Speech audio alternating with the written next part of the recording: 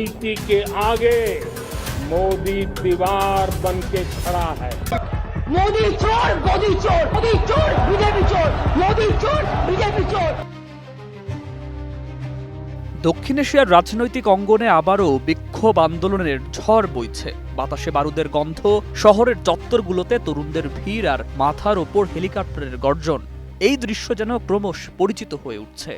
ফলশ্রুতিতে শ্রীলঙ্কা, বাংলাদেশ ও নেপালে তরুণদের নেতৃত্বে সরকার পতন ঘটে। প্রেক্ষাপট ভিন্ন হলেও গল্পটা প্রায় একই। দুর্নীতি, অর্থনৈতিক দুরবস্থা, স্বৈরাচারী শাসন ও ভারতপন্থী নীতির চাপ জনগণকে রাস্তায় নামতে বাধ্য করছে। একের পর এক তরুণ নেতৃত্বাধীন আন্দোলন শেষ পর্যন্ত রাজনৈতিক নেতৃত্বকে পদত্যাগ বা পালাতে বাধ্য করছে। ফলে প্রশ্ন উঠছে, দক্ষিণ এশিয়া কি জেনজি বিপ্লবের নতুন সূতিকাগার হয়ে উঠেছে?